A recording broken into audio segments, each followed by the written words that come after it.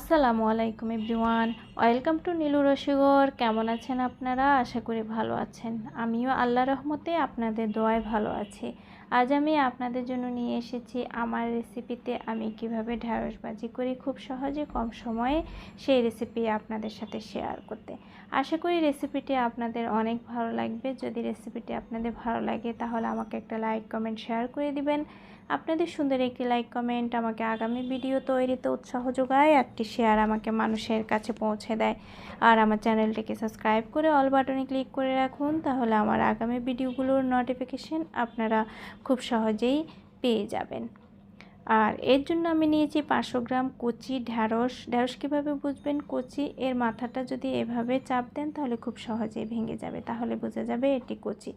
আর এটিকে আমি 10 মিনিট আগে ভিজিয়ে রেখেছি। 10 মিনিট ভিজিয়ে রাখলে এর উপরে যে ময়লাটা থাকে সেটা নরম হয়ে যায়, তখন এভাবে চাপ দিয়ে কষলিয়ে ধুয়ে নিলে এর গায়ের ময়লাগুলো খুব সহজেই চলে যায় এবং একদম পরিষ্কার হয়ে যায়। তারপরে আমি এখন এগুলোকে কেটে নেব। আর শক্ত যদি আমি কাটতে কাটতে পাই সেটাও আপনাদেরকে আমি দেখিয়ে দিব। প্রথমে আমি একটি ছুরি দিয়ে এর মাথাটাকে এভাবে কেটে নিব। আর ছুরি দিয়ে এটাকে আমি এভাবে তেসরি করে কেটে নিচ্ছি, পাতলা করে।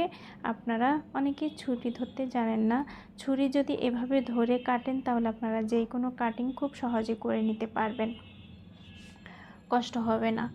আর এভাবে তেসরি করেও আপনারা কেটে নিতে পারেন। আবার অনেকে এভাবে পছন্দ করেন না, অনেকে গোল করে কেটে নিতে পছন্দ করেন। আমি এখন গোলটাও আপনাদেরকে দেখিয়ে দিচ্ছি। এভাবে গোল করেও আপনারা খুব সহজে কেটে নিতে পারেন। আমি সবগুলোকে তেসরি করেই কেটে নিব, আপনাদেরকে গোলটাও দেখিয়ে দিয়েছি। এখন এভাবে সমস্ত ঢ্যাঁড়সগুলোকে আমি কেটে নিচ্ছি।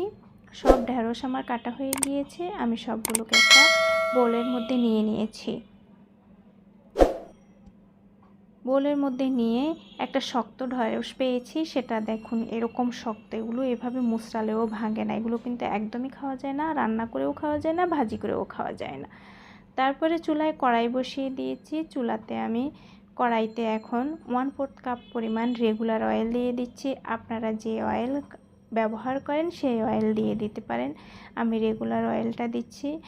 তারপরে 1/2 কাপ পরিমাণ পেঁয়াজ কুচি দিয়ে দিচ্ছি। তেলটা গরম হতে হতে পেঁয়াজ কুচি দিয়ে পেঁয়াজ কুচিগুলোকে আমি তেলের মধ্যে একটু ভেজে নেব। যতক্ষণ পর্যন্ত এগুলো সফট না হয় ততক্ষণ পর্যন্ত এগুলোকে ভেজে নেব। এগুলোকে ব্রাউন করা যাবে না, এগুলো কিন্তু হোয়াইটই থাকবে, শুধু একটু সফট হয়ে যাবে। এরকম যখন সফট হয়ে আসবে তখন আমি এখানে কেটে রাখা ঢ্যাঁড়সগুলোকে দিয়ে দিব। কমপ্লিট হয়ে গিয়েছে পেঁয়াজ ভাজি। এবার ঢ্যাঁড়স দিয়ে দিলাম। ঢ্যাঁড়স দিয়ে একটু নেড়েচেড়ে মিক্স করে দিব তেলের সাথে। তারপর দিয়ে দিব এখানে 1 টিস্পুন পরিমাণ লবণ। তারপর দিয়ে দিচ্ছি 1 চিমটি হলুদের গুঁড়ো। আপনারা পছন্দ না করলে স্কিপ করতে পারেন, তবে 1 চিমটি হলুদের গুঁড়ো যদি দেওয়া হয় তাহলে এর কালারটা খুব সুন্দর আসে, একেবারে গ্রিন আসে, প্যাকাশে কালার হয়ে যায় না।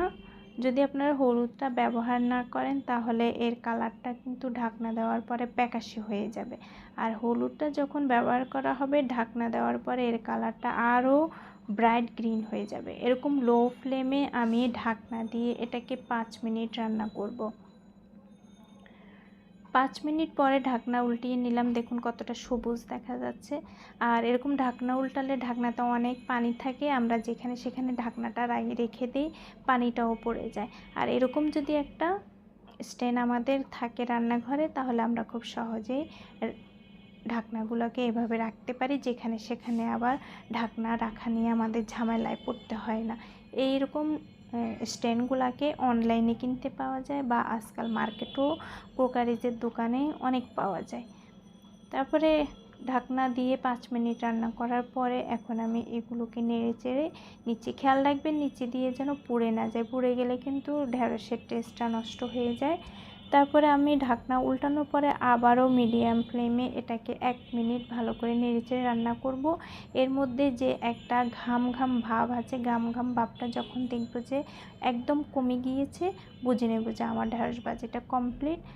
এখন আমি এটিকে নামিয়ে ডিশের মধ্যে সার্ভ করে নিচ্ছি। আশা করি এই গ্রিন ঢ্যাঁড়স ভাজি আপনাদের ভালো লাগবে। আমি একটু গ্রিন এবং কচকচে থাকা অবস্থায় খেতে ভালো লাগে। আর এই ঢ্যাঁড়স ভাজি যখন আমরা গরম ভাতের সাথে খাই তখন খুবই টেস্ট হয়, খুবই ভালো লাগে। আপনাদেরও ভালো লাগবে, অবশ্যই বাসায় ট্রাই করবেন। আর সবাই আমার জন্য দোয়া করবেন, আমি যেন আপনাদের জন্য এরকম অনেক টিপস নিয়ে ছোট ছোট রেসিপি আপনাদেরকে উপহার দিতে পারি। সবাই ভালো থাকবেন। আসসালামু আলাইকুম।